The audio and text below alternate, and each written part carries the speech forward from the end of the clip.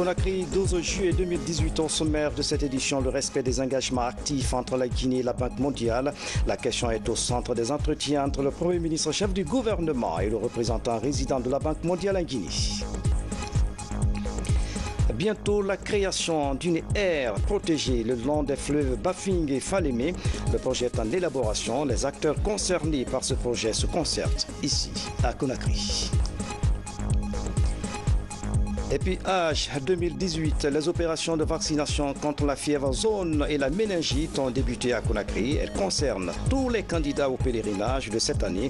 4 sites sont choisis à cet effet. Madame, Monsieur, bonsoir. Merci de l'attention et bienvenue dans cette édition. Le Conseil ordinaire des ministres s'est tenu ce jeudi à Conakry sous la haute autorité du chef de l'État, professeur Alpha Condé. La session a porté essentiellement sur l'amélioration des conditions de vie des populations, notamment dans le secteur des transports. Bernard Tenguino commente le compte-rendu du porte-parole du gouvernement. La mise rapide en circulation des bus de transport en commun pour alléger le coût du transport urbain et interurbain, l'un des principaux sujets débattus ce jeudi au cours du Conseil des ministres. Autre préoccupation évoquée, l'accélération des travaux de reconstruction des ponts de Linsan et Kerouané. Le chef de l'État a donné des instructions sur ces sujets qui lui tiennent à cœur. Au titre du premier point, le président de la République a demandé au ministre des Transports d'accélérer la mise en circulation des bus de transport en commun, en plus du train voyageurs déjà opérationnel dans la ville de Conakry pour alléger les coûts de transport des populations. Le chef de l'État a instruit les ministres concernés de prendre toutes les mesures pour assurer une bonne campagne agricole 2018 et promouvoir les activités pastorales à travers la mise en œuvre des recommandations des journées nationales de l'élevage.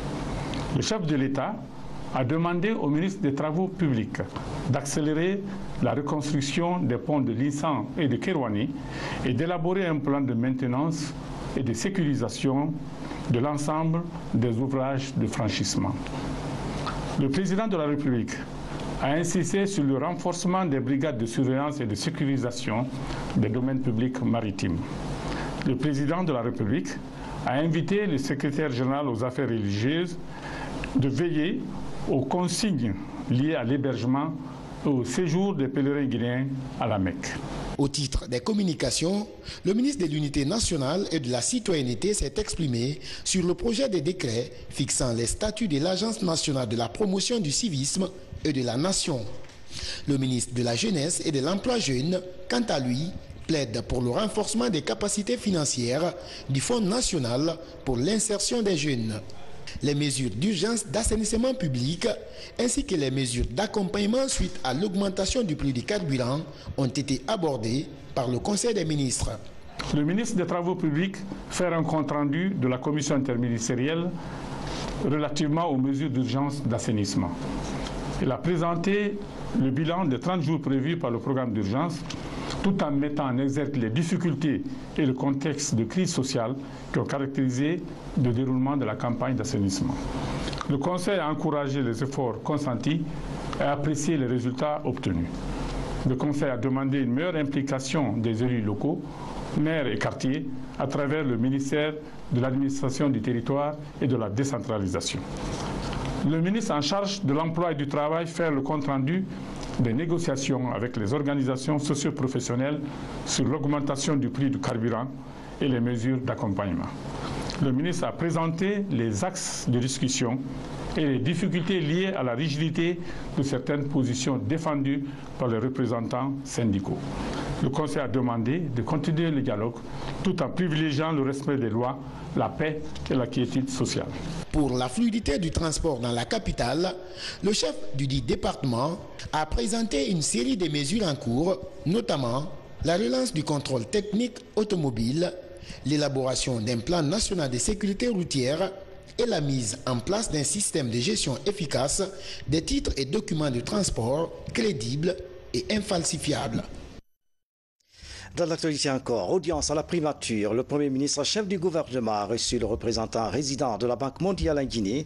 Il a été question du renforcement de relations entre cette institution et la Guinée, les projets et programmes financés par la Banque mondiale et la bonne gestion des ressources mobilisées par l'État ont également été évoqués. Le résumé de cet entretien avec Hadi Kamara. C'est une rencontre axée sur le renforcement de la collaboration entre la Guinée et la Banque mondiale. Ici, le représentant résident de cette institution financière internationale en Guinée, Rachidi Raji, s'est appesanti sur la réalisation à court terme des projets et programmes d'investissement déjà initiés par le gouvernement dans le respect des engagements. Et à cette occasion, nous avons fait un tour d'horizon des partenariats actifs qui lie la Guinée à la Banque mondiale. Partenariat qui est marqué par des financements importants en termes de financement d'investissement, d'appui budgétaire, mais aussi en termes d'études analytiques pour aider le gouvernement à gérer au mieux. La Banque mondiale apprécie hautement et soutient le nouveau cadre de partenariat qui privilégie la bonne gestion des ressources mobilisées.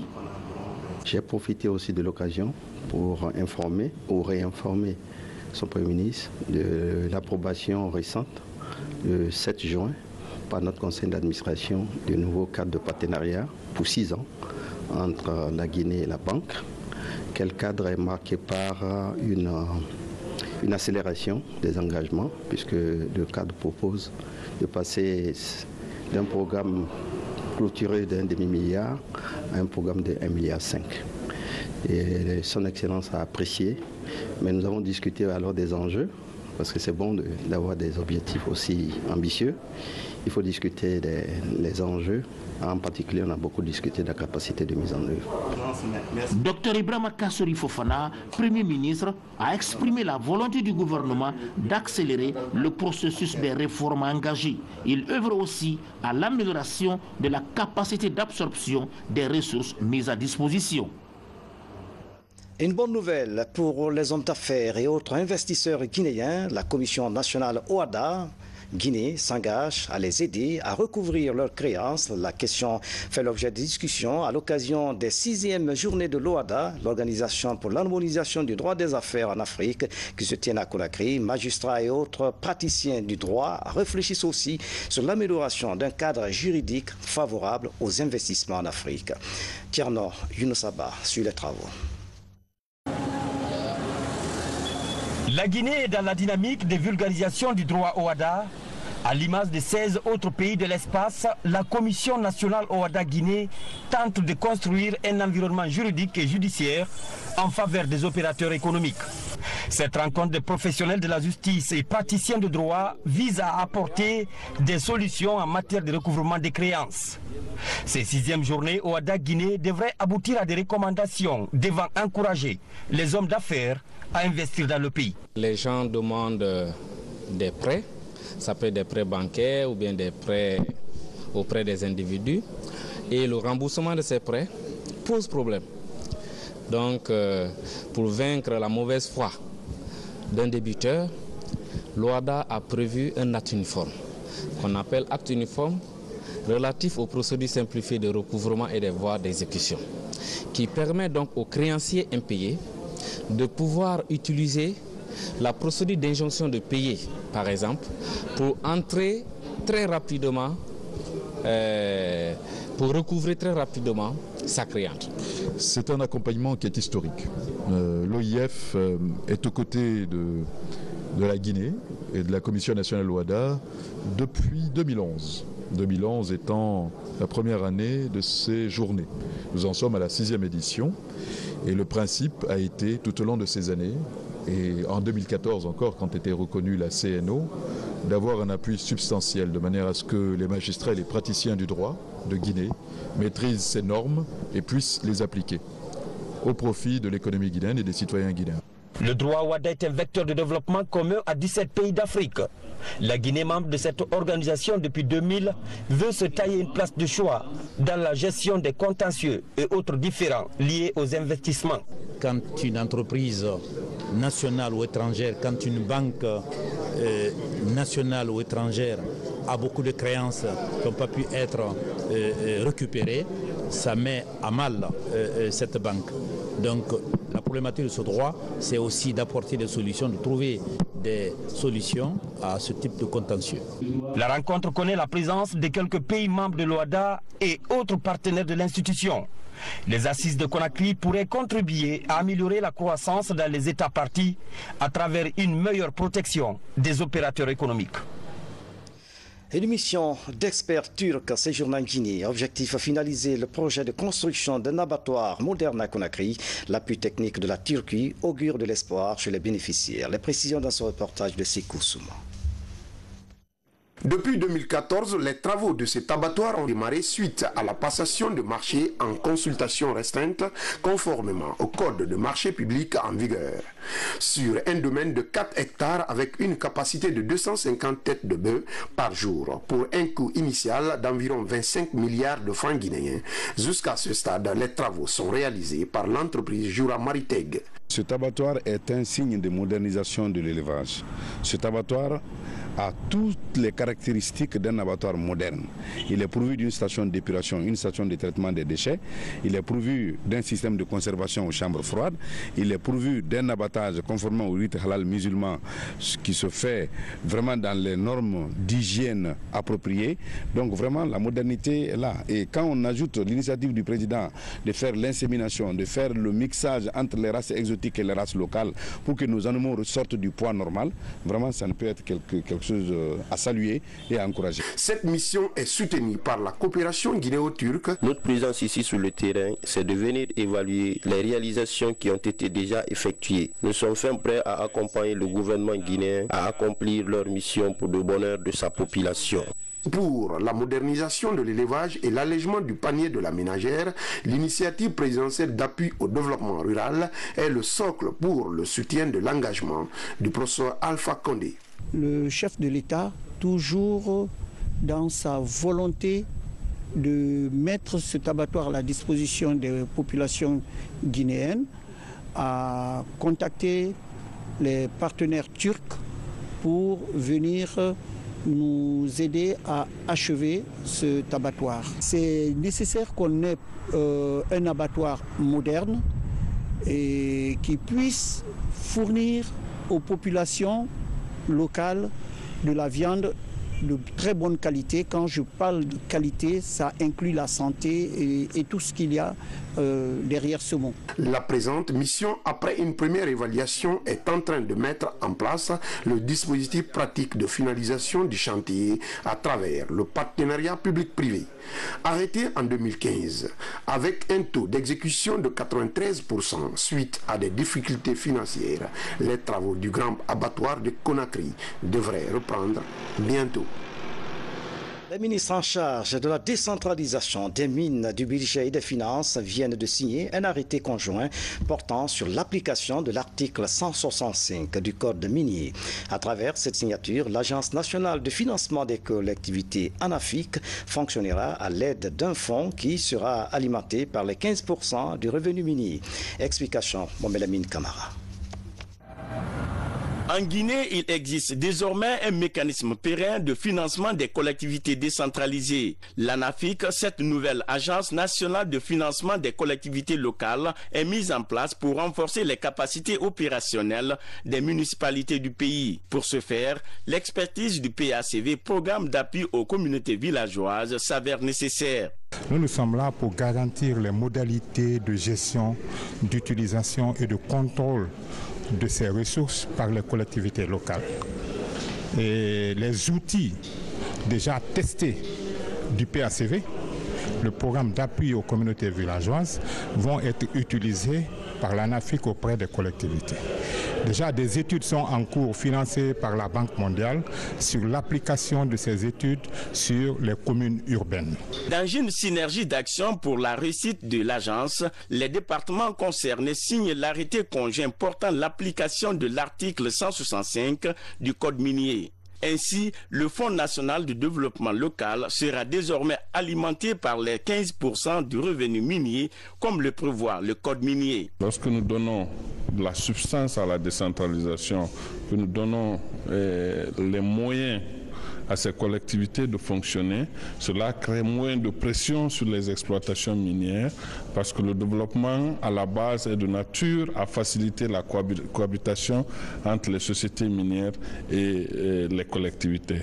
Et que le secteur des mines contribue à l'amélioration des conditions de vie à la base n'est que naturel. L'acte est désormais joint à la parole. Nous demandons aux collectivités locales, à travers les élus qui vont être bientôt mis en place, et justement, ça va être un des terrains d'application, parce que ces nouveaux élus vont connaître la formation intense. Les secrétaires généraux des collectivités, les agents qui sont mis à la disposition du conseil municipal doivent être formés conséquemment à l'application de cet arrêté conjoint. Cette stratégie de développement est un des axes prioritaires de la lettre de politique nationale de décentralisation. L'agence a pour mission principale de financer les projets de développement et les aspects liés au fonctionnement des collectivités. La protection de l'environnement au centre des préoccupations de l'État et ses partenaires, les acteurs de ce secteur sont en concertation à Conakry pour élaborer un document du projet de gestion intégrée des ressources naturelles en Moyenne et Haute-Guinée. La démarche vise à créer une aire protégée le long des fleuves Bafing et Falémé. Le point avec Ousmane Ba. Ces 20 dernières années, la Guinée a perdu une bonne partie de son couvert végétal et de ses espèces fauniques. La démographie galopante, la culture sur brûlis et la coupe illicite du bois sont entre autres principales causes de ce phénomène. Pour endiguer ce fléau, les acteurs en charge de l'environnement et toutes les parties prenantes se concertent. C'est pour élaborer un document sur la gestion intégrée des ressources naturelles en Moyenne et Haute-Guinée. C'est le coup d'envoi de la formulation du projet. Cela veut dire nous avons invité des parties prenantes, nous avons invité des organisations qui travaillent sur cette thématique afin de pouvoir développer un projet qui est déjà qui s'appuie sur l'existant, sur des données réelles, sur les bonnes pratiques, les leçons apprises, mais aussi qui va proposer des solutions réalistes et faisables en Guinée. C'est l'élaboration d'un projet dans le cadre de la gestion intégrée des ressources naturelles en Haute-Guinée et en Moyenne-Guinée, surtout notamment autour des fleuves de Falémé et de Bafi. La matérialisation du projet permettra d'établir une aire protégée, des corridors et des zones tampons le long des rivières Bafing et Falémé. Il est aussi prévu un modèle d'éco-village dans la zone. L'éco-village voudrait que les villages réfléchissent autrement. Penser à l'avenir, ça veut dire qu'il faut utiliser les énergies renouvelables à travers des pico-barrages s'il y en a, donc permettre au village d'accéder à l'énergie à partir de ces pico-barrages, ou bien c'est les solaires, ou bien c'est de la biomasse qu'on utilise, mais le village ne cherche pas seulement à utiliser le bois mort comme d'habitude pour builder. S'il s'agit de l'agriculture, cette fois-ci à la place de l'agriculture survenue, on utilise une agriculture intelligente, résiliente au climat. Les acteurs ont 60 jours pour la production du document. Il doit être en lien avec les priorités nationales, conformes aux politiques et procédures du PNUD et aux exigences du Fonds pour l'environnement mondial. OMVG, le Haut Commissariat dans le temps de l'action. C'est sous ce slogan que le Conseil des ministres du bassin sous-régional a tenu ce jeudi à Conakry sa 9e session extraordinaire. Dans ses résolutions, il a été décidé de démarrer les travaux de construction de la ligne d'interconnexion sur les zones et sites libres de toute charge d'impact. Et puis, ceci au vu des progrès enregistrés par l'OMVG dans ce dossier énergie. Le reportage de Nabi Kamara dans nos prochaines éditions d'information. Ouverture ce jeudi à Dakar de la 10e Assemblée générale du réseau africain des fonds et institutions de formation professionnelle de l'Afrique de l'Ouest et du Centre. Au centre des débats, la présentation des rapports d'activité 2016-2017, le plan d'action pour les prochaines années et l'élection du nouveau bureau. Moussa Komara est à Dakar. Dans cette salle se dessine l'avenir de la formation professionnelle en Afrique. 120 délégués venus des pays membres du réseau africain des fonds et institutions de formation professionnelle veulent revaloriser la formation professionnelle sur le continent. L'enjeu est de répondre aux besoins du marché local et traiter la question de l'emploi des jeunes, alors que la majorité des pays sont touchés par le sous-emploi et le chômage. Le fonds s'engage à rechercher les ressources certaines à travers les partenariats pour, n'est-ce pas, prendre certaines thématiques qui ne sont pas à inscrire tellement dans la durée par rapport à notre plan de travail, à notre plan de formation ou d'intervention dans les pays. Mais ces thématiques nous sont nécessaires pour lancer les activités.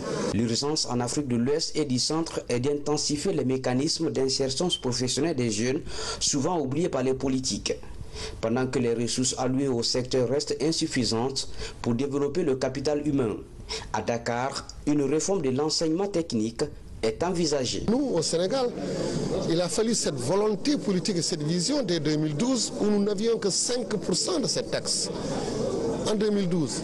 Et voilà que quelques années après, nous avons la totalité. Donc c'est un appel qu'il faut faire, en tout cas au niveau de nos États, pour que cette taxe de la formation, que cette taxe professionnelle revienne en totalité au niveau de la formation professionnelle. Mais on ne devrait pas s'arrêter seulement là. Il faut également que nos centres, que nos lycées, que nos matières, que nos outils pédagogiques et didactiques, tout ce qu'on fait puisse générer des revenus.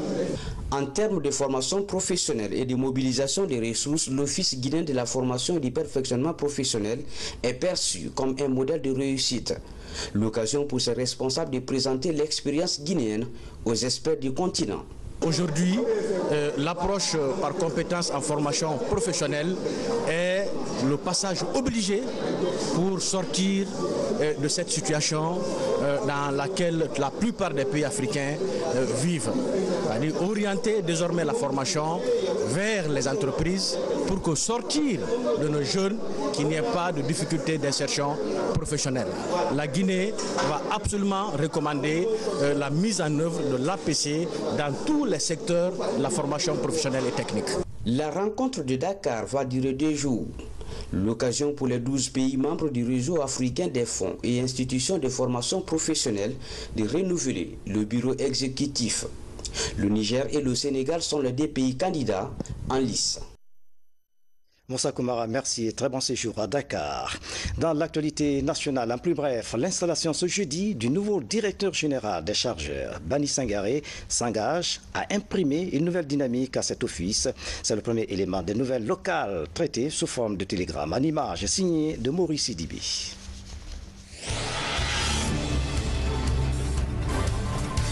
L'Office guinéen des chargeurs est un établissement public à caractère administratif chargé de la facilitation des opérations portuaires, des cargaisons maritimes au départ et à destination de la Guinée. Il apporte de l'assistance aux chargeurs dans l'acheminement, le traitement et dans la livraison des marchandises par les navires. L'ancien secrétaire général du ministère de la Jeunesse, Bani Sangaré, prend les rênes de cette société après qu'elle ait été secouée par un scandale de malversation financière. Je tiens à vous réaffirmer, chers collaborateurs, que je ne viens pas ici pour une charge, mais plutôt pour une conception d'organisation, de réalisation des objectifs assignés à notre service. Et c'est pourquoi je demande la participation effective de tous. Je viens pour apprendre avec vous et non pour vous commander. Ils sont en fin de cycle universitaire et ils expliquent leur apport dans la lutte contre les violences basées sur le genre. Ces étudiants en criminologie de l'Université générale Lansana Conté de Sonfonia édifient l'opinion sur les causes, les formes et les typologies des infractions liées aux violences faites aux femmes après des enquêtes menées à l'intérieur du pays. En Guinée, nous avons eu des estimations. Nous avons constaté qu'en forêt, le nombre est beaucoup plus élevé. Nous, criminologues, vu la formation qu'on a suivie, il faut analyser de façon scientifique comment. Il faut chercher la cause par l'interview des infracteurs. Il faut les interviewer. Qu'est-ce qui ne va pas en eux? Chaque étudiant qui fait un mémoire. C'est-à-dire qu'elle a une connaissance spécifique. La police ne peut pas intervenir dans une zone qu'elle ne connaît pas. Les informations sociologiques, philosophiques, géographiques, sociologiques qu'on peut avoir sur une société permet non seulement à la police, par exemple, de savoir comment intervenir. Direction savane guinéenne à Sigiri, la maternité de l'hôpital préfectoral vient d'être rénovée et équipée par le gouvernement avec l'appui de l'USAID. C'est dans le cadre du projet HSD. Fodé Bangali Fofana est notre correspondant dans la région. L'un des objectifs prioritaires du projet HSD dans notre pays est d'assurer la disponibilité des services intégrés de santé maternelle, néonatale et infantile de qualité. À l'image de plusieurs hôpitaux à travers le pays, cet hôpital préfectoral de Sigiri a bénéficié des travaux de rénovation et d'équipements techniques sur financement de l'USAID à travers le projet HSD. Les travaux ont porté sur un bloc opératoire, une salle d'accouchement, 2 salles d'observation pour les accouchés, 2 salles de consultation pour les sages-femmes et le médecin, une salle de soins et une salle de garde. Notre bailleur USAID tient fortement à l'assurance de la gestion et la maintenance de ces locaux et équipements, ainsi qu'à l'offre des services de qualité. Je voudrais saluer avec déférence l'Agence américaine pour le développement USAID à travers le projet HSD pour cet investissement important. La réhabilitation de la maternité de l'hôpital préfectoral de Sigiri et son équipement apporte un changement important sur le plan quantitatif et qualitatif à la situation infrastructure de l'hôpital ainsi que son environnement.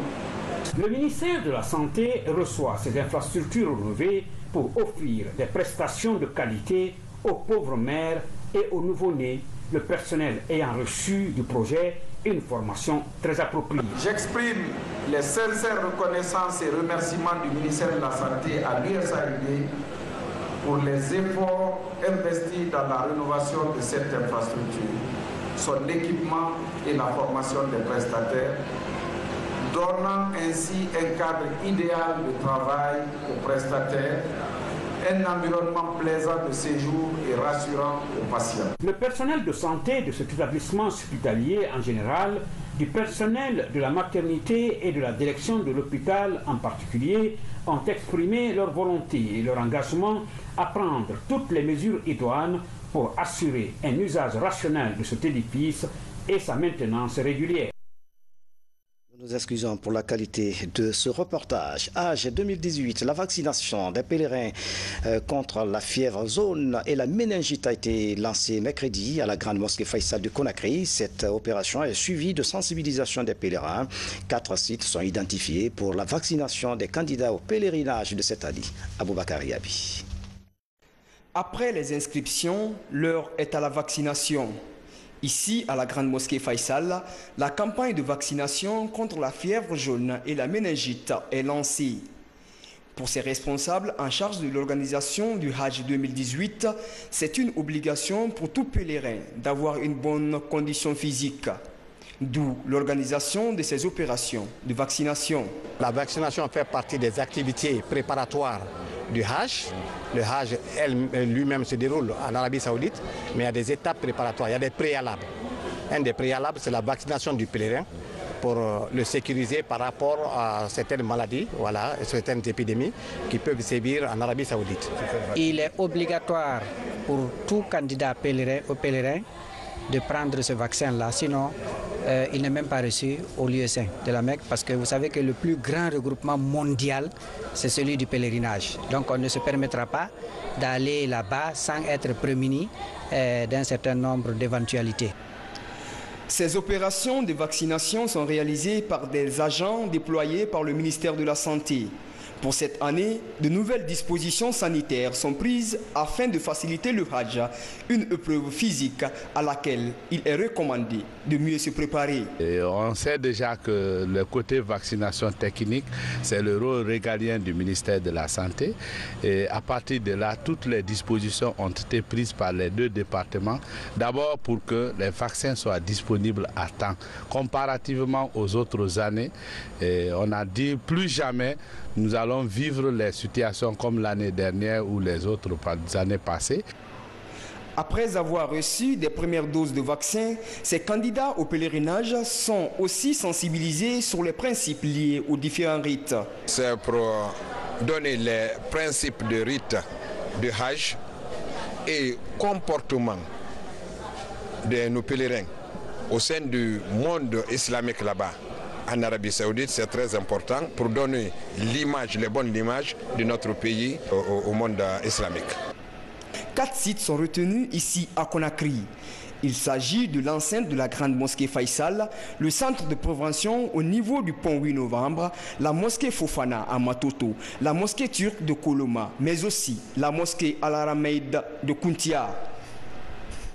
Dernier virage de cette édition, Orange Guinée s'engage à lutter contre le chômage des jeunes à travers un programme dénommé Orange Citoyen. Ce programme accompagne les initiatives des jeunes par le biais de formation et de financement. L'opérateur, en partenariat avec l'incubateur Sabotec, vient de récompenser 3 équipes de jeunes pour une enveloppe globale de 50 millions de francs guinéens.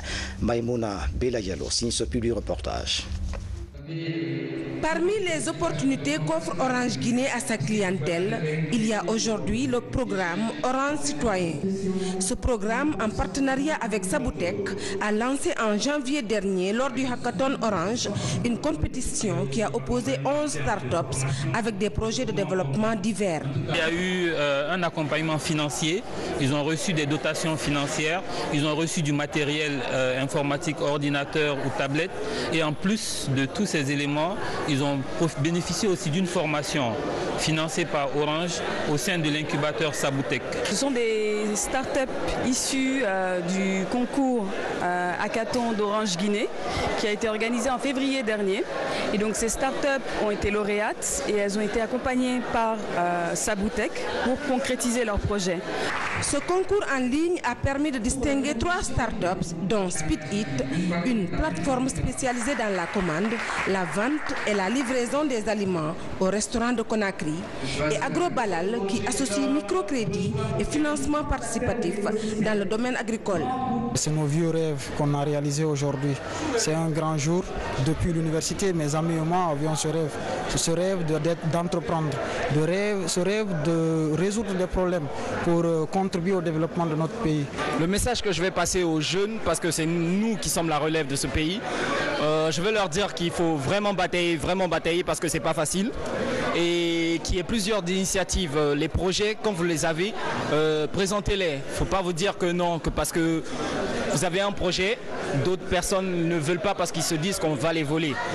Mais ce que je peux dire, c'est que plusieurs personnes pensent comme eux. Donc c'est une erreur de croire que oui, tu es là, tu attends, tu veux pas lancer ton projet, alors qu'il y a d'autres personnes qui vont peut-être le lancer. Cet accompagnement d'Orange Guinée a permis à ces jeunes de suivre une formation en entrepreneuriat, une démarche qui s'inscrit en droite ligne de la volonté du gouvernement guinéen, dont l'une des priorités est l'emploi des jeunes. On tient vraiment à apprécier les deux, AgroBalal et Speed Eat, et également à les féliciter, à les souhaiter bon vent, qu'ils aient un modèle économique stable et qu'ils aient un accompagnement tel qu'Orange qui les suit déjà, qui continue à les suivre également. Orange Guinée, à travers son programme Orange Citoyen, ambitionne également d'accompagner les entrepreneurs guinéens.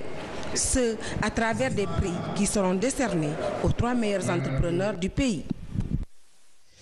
Voilà, c'est la fin de cette édition à tous. Merci de nous avoir suivis. Excellente soirée, où que vous soyez dans le monde. À bientôt.